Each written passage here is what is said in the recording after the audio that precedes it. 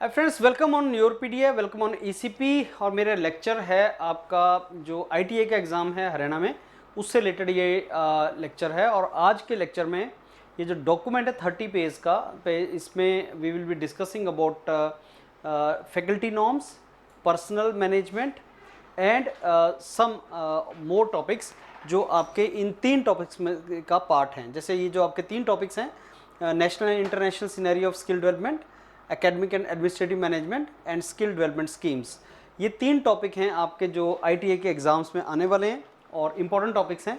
उसी में से एक टॉपिक, एक बेसिकली स्मॉल पार्ट उसका इज़ प्रॉब्लम सॉल्विंग टेक्निक्स क्या क्या होती हैं, पर्सनल मैनेजमेंट में क्या हमें करना होता है, and faculty norms. Value analysis हम ऑलरेडी कवर कर चुके हैं। तो ये जो 3 टॉपिक हैं ये मैं आपको आज के लेक्चर में इसको कंप्लीट कर रहा हूँ। तो अंडरस्टैंड करने की ट्राई करना ये है क्या। वैसे डॉक्यूमेंट सेल्फ एक्सप्लेनेटरी है, मैं प्रिसाइजली आपका यहाँ पे छोटा सा पार्ट इसमें कवर कराऊंगा, बाकी डॉक्यूमेंट आप गो थ्रू करेंगे तो आपको पता लग भी जाएगा। तो ये 3 टॉपिक्स हैं और बाद में कुछ और इन्फॉर्मेशन मैंने इस डॉक्यूमेंट में आपको दिया हुआ है, so you can go through that document also.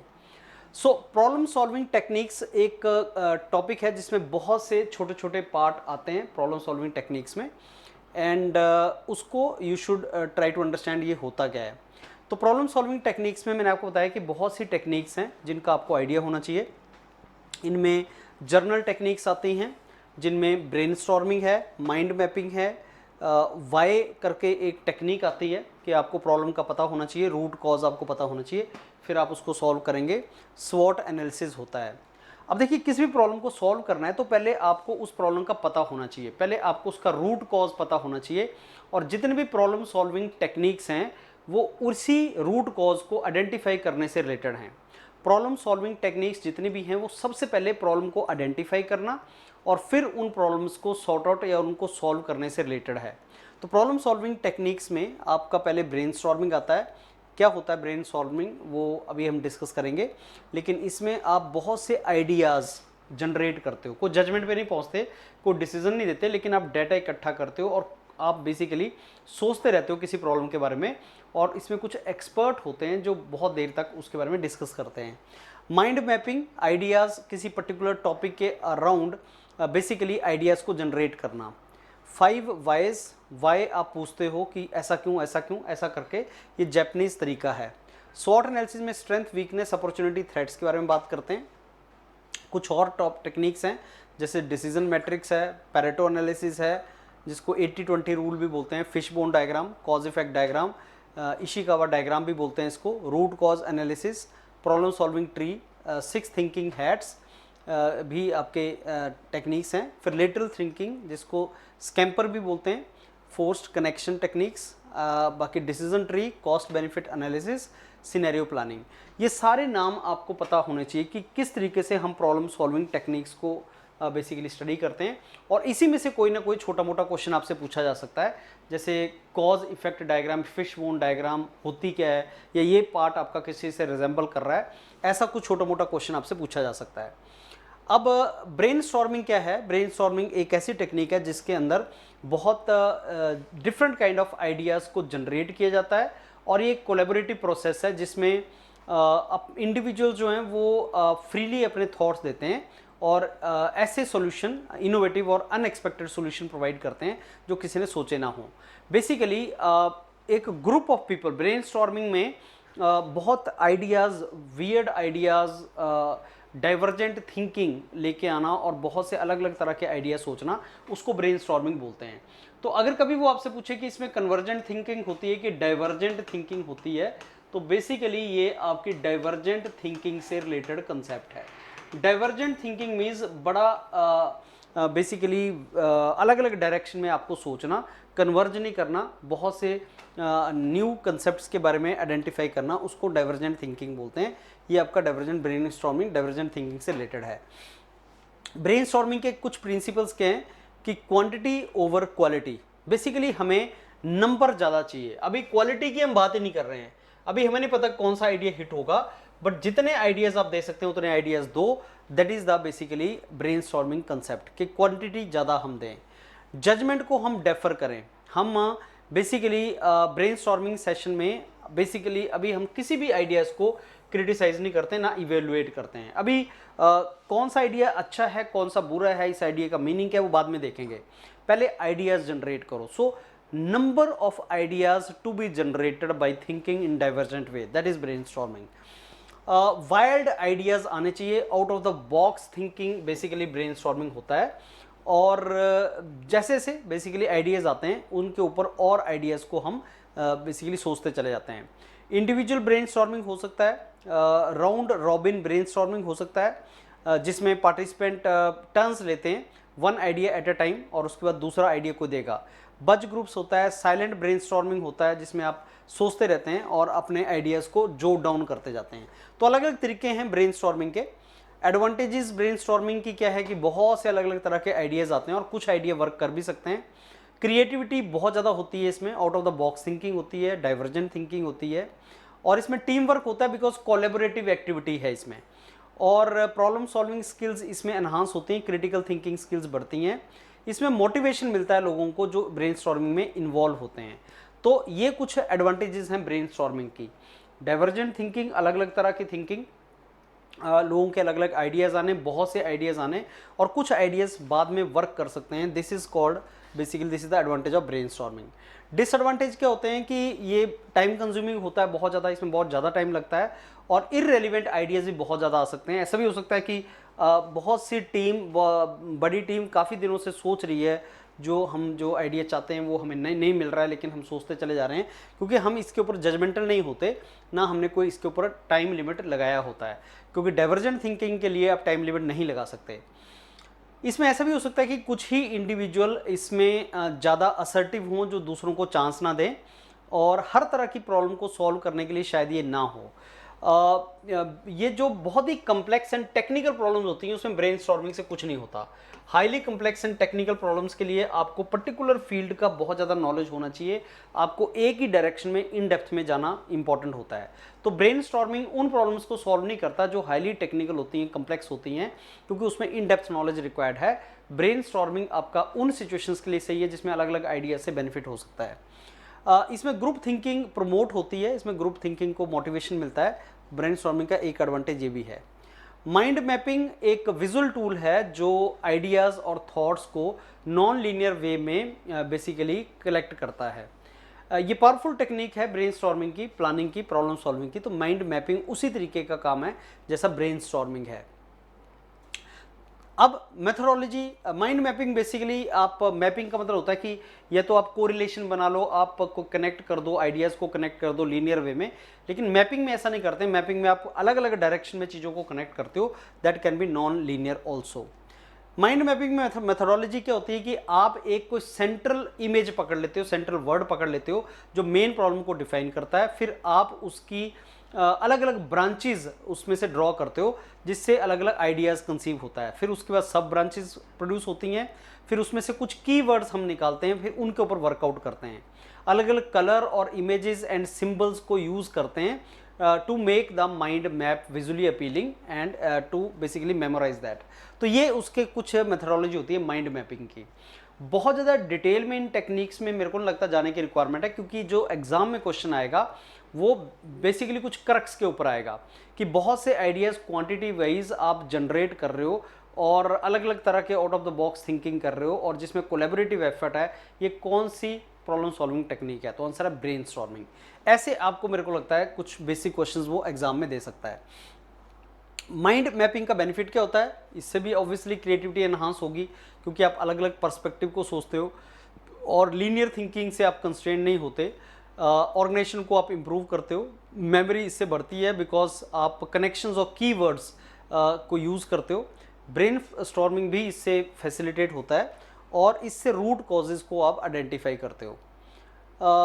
Mind mapping को प्रॉब्लम सॉल्विंग के लिए अगर आपको यूज़ करना है तो क्या स्टेप्स फॉलो कर सकते हैं? पहले तो आप प्रॉब्लम को डिफाइन करें, एक सेंट्रल स्टेज डिज़ाइन क्रिएट करें, ब्रेनस्टॉर्म करें मेन आइडियाज़ को, सब आइडियाज़ को ऐड करें, एनालाइज करें एंड कनेक्ट करें चीज़ों को, इवेलुएट एंड प्रायोरिटाइज करें और सॉल्यूशन को डेवलप करें। ये कुछ माइंड मैपिंग के स्टेप्स हैं जो आप फॉलो कर सकते हैं। इन स्टेप्स को आप यूज़ कर सकते हैं। स्वॉट एनालिसिस एक इम्पॉर्टेंट बेसिकली टेक्निक होता है आपका प्रॉब्लम सॉल्विंग के लिए, और ये स्ट्रेटेजिक प्लानिंग टेक्निक्स होता है जिसमें स्वॉट के 4 वर्ड्स होते हैं, वो स्ट्रेंथ, वीकनेस, अपॉर्चुनिटी और थ्रेट होता है। स्ट्रेंथ होता है कि किसी भी बेसिकली ऑर्गेनाइजेशन का इंटरनल फैक्टर जो उसके स्ट्रॉन्ग पॉइंट्स हैं, जो उसको कम्पिटिटिव एज देते हैं, जिसको आप यूएसपी बोलते हैं, यूनिक सेलिंग पॉइंट, वो स्ट्रेंथ है। वीकनेस वो होता है जो आपका बिजनेस के लिए एक लेकुना है, जो आपका वीक पॉइंट है, जो आपके बिजनेस को हिंडर कर सकता है। अपॉर्चुनिटी वो होता है जो पोटेंशियल बेनिफिट हो सकते हैं, जो इस टाइम पे आपके अपॉर्चुनिटीज़ हैं एक्सटर्नल एनवायरनमेंट के अंदर, और थ्रेट भी एक्सटर्नल एनवायरनमेंट के अंदर होता है। तो स्ट्रेंथ वीकनेस आपका इंटरनल होता है, जैसे strength and weakness personality trait है, इंटरनल होता है, और अपॉर्चुनिटी थ्रेट एनवायरनमेंट के अंदर पड़ा होता है, और इन दोनों को आप एनवायरनमेंट से लेते हैं। अब स्ट्रेंथ को आपको आइडेंटिफाई करना होता है क्योंकि ये आपके यूनिक ट्रेट्स होते हैं, और वीकनेसेस को आपको आइडेंटिफाई करके उनको इम्प्रूव करना होता है। आपने अपॉर्चुनिटीज़ को आइडेंटिफाई करना होता है, एक्सप्लोर करने होते हैं एक्सटर्नल ट्रेंड्स, और थ्रेट्स को भी आपने आइडेंटिफाई करना होता है। तो आपके जो कंपटीटर हैं और जो आपके एक्सटर्नल एनवायरनमेंट के फैक्टर्स हैं, वो आपका एक थ्रेट होता है। तो अपॉर्चुनिटी होती है कि कोई नई अपॉर्चुनिटी आ गई मार्केट के अंदर जिसके लिए आप कैपेबल हैं, वो अपॉर्चुनिटी आप अगर ले लेंगे तो ठीक है, अदरवाइज अपॉर्चुनिटी लूज हो जाती है। जैसे अपॉर्चुनिटी कॉस्ट इसी से रिलेटेड है कि आपके पास अपॉर्चुनिटी थी, अब आपने उसको लूज कर दिया। जो कंपटीटर होते हैं वो थ्रेट होता है, वो एक्सटर्नल एनवायरनमेंट में पड़ा होता है। कंपटीटर आपकी वीकनेस नहीं होती। शॉर्ट एनालिसिस डिसीजन मेकिंग के लिए कैसे यूज करोगे? पहले तो आप आइडेंटिफाई करो कि आपका कहाँ पे गैप है, अपॉर्चुनिटी कहाँ है, और आपके थ्रेट्स क्या हैं, उनको आप मिनिमाइज करो। फिर आप एक ऑब्जेक्टिव सेट कर सकते हैं based on your short analysis. फिर आप अपने जो एक्शंस हैं उनको प्रायोरिटाइज कर सकते हैं, मोस्ट फोकस कर सकते हैं आप जो क्रिटिकल वीकनेसेस है आपकी, और क्या आप अपॉर्चुनिटीज़ को यूज़ करोगे। फिर आप अकॉर्डिंगली स्ट्रेटजीज बनाओगे। तो शॉर्ट एनालिसिस एक बहुत ही इंपॉर्टेंट आपका एनालिसिस है डिसीजन मेकिंग के लिए।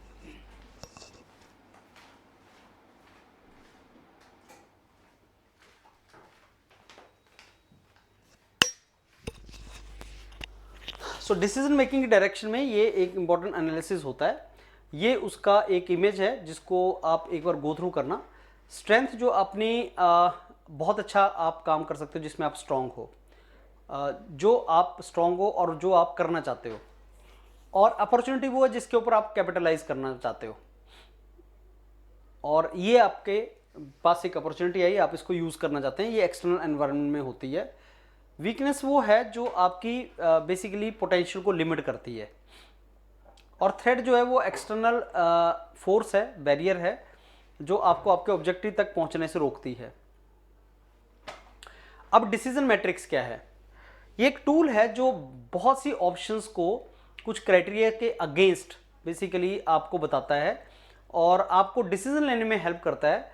एक न्यूमेरिकल वैल्यू हर ऑप्शन को दी जाती है। इसमें इसके कंपोनेंट होते हैं कि ऑप्शंस, पहले तो आप मेरे को ऑप्शंस बताएंगे, फिर जो फैक्टर इंपॉर्टेंट है आपके डिसीजन में उसको क्राइटेरिया बोलते हैं, फिर वेट दिया जाता है हर क्राइटेरिया को, और स्कोर कैलकुलेट किया जाता है। तो आपके क्या क्या क्राइटेरिया हैं, क्या क्या आपके पास ऑप्शंस हैं, उनको वेट दिया जाता है।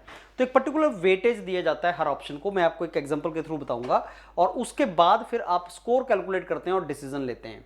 स्टेप्स क्या होते हैं कि पहले तो आपके पास क्या ऑप्शंस हैं उनको आप लिखते हो, फिर किस क्राइटेरिया के बेस पे की फैक्टर क्या हैं जो आपके डिसीजन को इन्फ्लुएंस करते हैं, आप उनके बारे में सोचते हो। फिर वेटेज असाइन करते हो, न्यूमेरिकल वैल्यू आप देते हो, 0 से लेके 1 के बीच में आप न्यूमेरिकल वैल्यू देते हो हर बेसिकली क्राइटेरिया को, और फिर आप ऑप्शंस को स्कोर करते हो 1 से 5 के बीच में। आप ऑप्शंस को 1 से 5 के स्केल के बीच में उसको ऑप्शंस प्रोवाइड करते हो, फिर उन ऑप्शंस को बेस पे वेटेज के बेस पे मल्टीप्लाई करके ओवरऑल स्कोर कैलकुलेट करते हो। यहाँ से आपको पता लग जाएगा डिसीजन मैट्रिक्स का। लेट से आपके पास A, B, C 3 ऑप्शन है, और आपको चूज करनी है कि इन तीनों में से कौन सी सही ऑप्शन है। तो पहला क्राइटेरिया, दूसरे क्राइटेरिया, तीसरे क्राइटेरिया के ऊपर आपने वेट डाल दिया कि मैं थर्ड क्राइटेरिया को मैं सबसे ज़्यादा वेट देता हूँ। थर्ड क्राइटेरिया लेट अस से कि क्वालिटी को मैं सबसे ज़्यादा वेटेज देता हूँ, कॉस्ट को मैं सबसे कम वेटेज देता हूँ, और मैं अपील को क्राइटेरिया नंबर 2 देता हूँ। लेट अस से मैंने बोला कि क्वालिटी मेरे दिमाग में सबसे ज़्यादा वेटेज क्वालिटी का है, तो चॉइस ऑप्शन ए में क्वालिटी कितनी है, चॉइस ऑप्शन बी में क्वालिटी कितनी है, और ऑप्शन सी में क्वालिटी कितनी है, 5 4 3। जब आप 0.5 से इसको मल्टीप्लाई करोगे तो ये 2.5 वैल्यू आएगा। तो वेटेज जो आपने दिया उसको आपने इस चीज़ से मल्टीप्लाई करना है, और ऑप्शन ए में क्वालिटी कितनी है, ऑप्शन ए में आपका क्वांटिटी कितना है, ऑप्शन ए में आपका एस्थेटिक्स कितना है, उसके बेस पे आपने सबको निकालना, फिर आपका वेटेज निकलेगा। और जिस चॉइस में फिर सबसे ज़्यादा वैल्यू आया, जैसे चॉइस बी में आया, तो आप चॉइस बी को डिसीजन ले लेते हो। तो आपके पास डिसीजन मैट्रिक्स में कुछ क्राइटेरिया होते हैं, कुछ वेटेज होता है, और फिर आप कैलकुलेट करते हो। इसका बेनिफिट क्या है, ऑब्जेक्टिवली, क्योंकि आपने एक नंबर दिया है तो बड़े ऑब्जेक्टिवली आप इसका डिसाइड करते हो।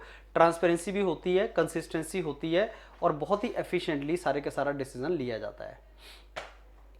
तो जैसे आपने कुछ ऑप्शन दी, अब आपने एक ऑप्शन बोल दिया कि मेरे को ये चीज़ नहीं चाहिए, तो अगर सपोज ऑप्शन 3 में वो चीज़ नहीं है तो ऑब्वियसली वो आपको वेटेज ज़्यादा उसका मिलेगा और आप उसको डिसीजन लेने में हेल्प करेंगे।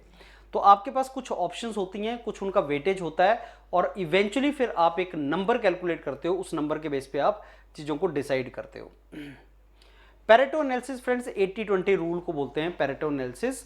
और 80-20 रूल का मतलब ये होता है कि 80% जो भी चीज़ हो रही है वो 20% के वजह से होती है। 80% of the things are because of 20% of the items.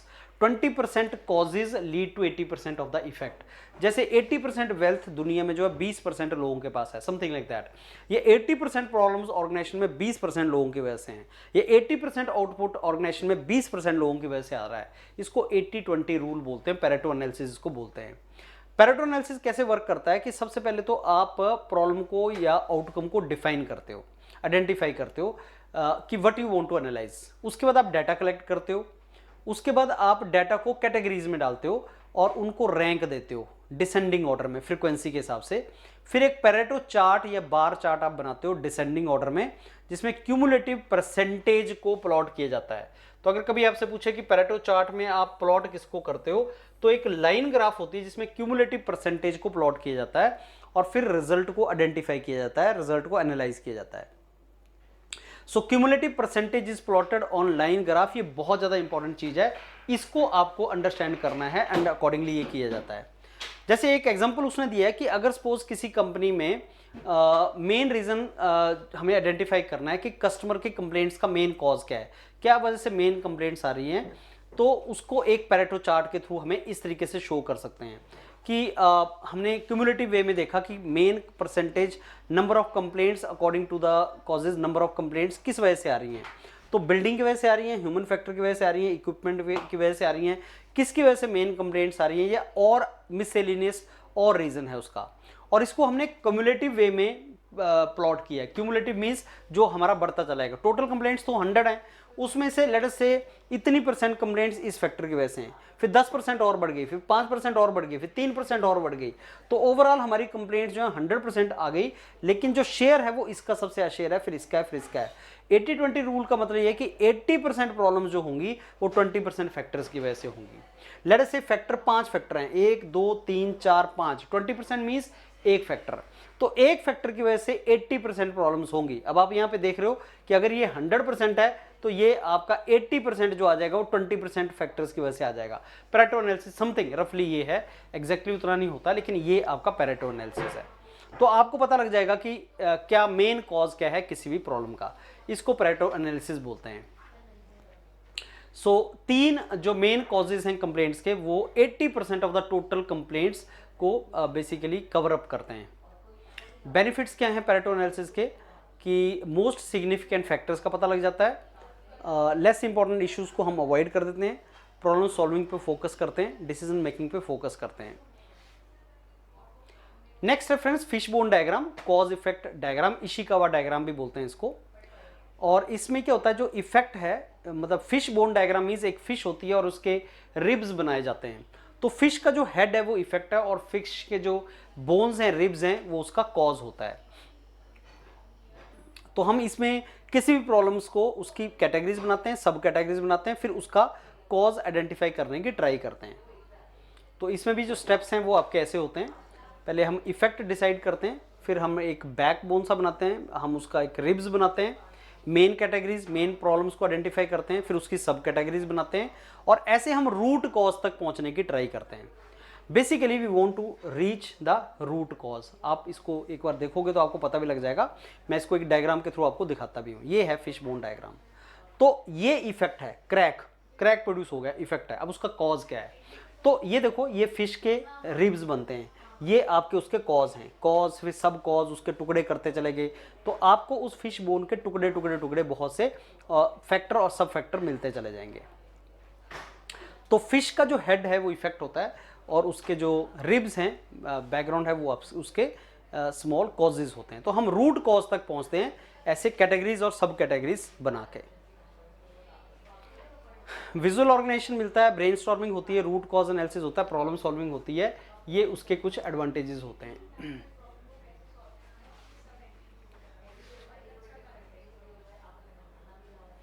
Six thinking heads creative thinking tool होता है ये। एडवर्ड डी बोनो ने इसको आइडेंटिफाई किया था। और इसमें क्या होता है, इंडिविजुअल और टीम जो है अलग अलग पर्सपेक्टिव और अप्रोच को बेसिकली आइडेंटिफाई करता है। हर हैट एक डिफरेंट थिंकिंग स्टाइल होता है। तो 6 hat means 6 different thinking styles. White hat मतलब न्यूट्रल थिंकिंग है आपकी, आप कोई एक पर्टिकुलर डायरेक्शन ऑफ थिंकिंग नहीं कर रहे हो। रेड हैट मतलब emotional thinking. Black hat critical thinking, negative thinking. Yellow positive और optimistic thinking. Green hat creative innovative. And blue is process and control. तो कौन सा हैट और वो कौन सी थिंकिंग कर रहा है, कैसे उसको यूज करते हैं, वो ये है। पहले तो प्रॉब्लम को आइडेंटिफाई करते हैं, फिर ये देखते हैं कि कितने लोग पार्टिसिपेट कर रहे हैं उसमें। सो जिसके सिर पे जो हैट होगा वो उस तरीके से सोचेगा। जैसे अगर रेड हैट है तो इमोशनल सोचेगा, अगर ब्लैक है तो नेगेटिव सोचेगा। फिर वो अपने थॉट शेयर करते हैं। फिर ब्लू हैट जो है वो समराइज कर देगा। तो अलग अलग पर्सपेक्टिव, अलग अलग हैट मतलब अलग अलग पर्सपेक्टिव। तो किसी भी प्रॉब्लम को अलग अलग पर्सपेक्टिव में सोचना बहुत जरूरी होता है। आपको किसी भी प्रॉब्लम को, उसका सोल्यूशन अगर आइडेंटिफाई करना है तो उसका पॉजिटिव नेगेटिव सारे एस्पेक्ट आपको सोचने पड़ते हैं। ये है वाइट हैट लॉजिक, ऑप्टिमिज्म।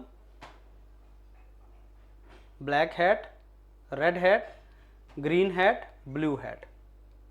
तो सारे हैट, और आपको इसका आइडिया होना चाहिए किस तरीके से करना है।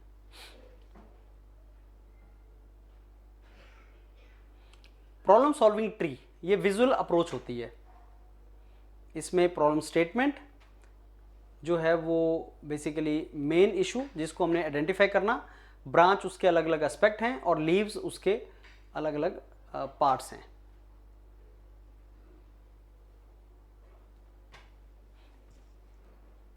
तो हम प्रॉब्लम को डिफाइन करते हैं, फिर मेन ब्रांचेस, प्रॉब्लम को जो सब पार्ट की वो मेन ब्रांचेस हैं। ये फिश बोन टाइप का ही है, कैटेगरी सब कैटेगरीज इसमें बनती हैं। फिर इवेंचुअली तुम ब्रेनस्टॉर्म करते हो और उसका सॉल्यूशन आइडेंटिफाई करते हो।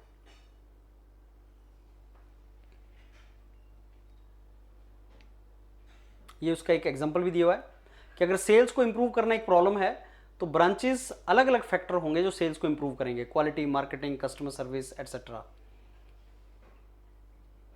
और ये एक विजुअल बेसिकली पिक्चराइजेशन होता है जिसमें हम प्रॉब्लम को ब्रेक डाउन कर देते हैं अलग अलग कंपोनेंट में।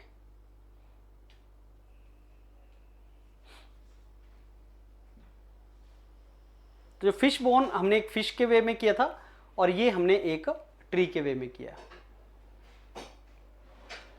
बाकी फ्रेंड्स ये लेटरल थिंकिंग जो है आपका, और जो हमारा कंसेप्ट है दूसरा जो स्कैमर का कंसेप्ट है वो सेम है। Creative thinking, lateral thinking concept है स्कैमर।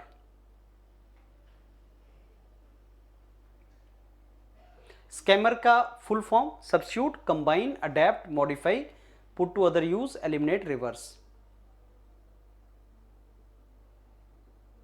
अगर क्वेश्चन आएगा तो बस ये आएगा स्कैमर है क्या, क्रिएटिव थिंकिंग टेक्निक है।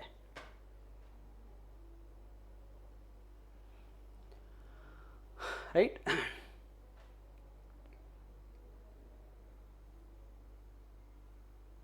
ओके। सो ये आपके कुछ टॉपिक्स जो थिंकिंग से रिलेटेड थे, आपके प्रॉब्लम सॉल्विंग टेक्निक से रिलेटेड थे, मेरे को लगता है आईटीआई के एग्जाम्स के लिए आपका सफिशिएंट होना चाहिए, इसको गो थ्रू करो। And rest of the things, next topics जैसे पर्सनल मैनेजमेंट वगैरह इस डॉक्यूमेंट में दिया है, इसका वीडियो मैं बाद में नेक्स्ट वीडियो बनाऊंगा इसका, सो you can do one topic at a time. All the best, thank you.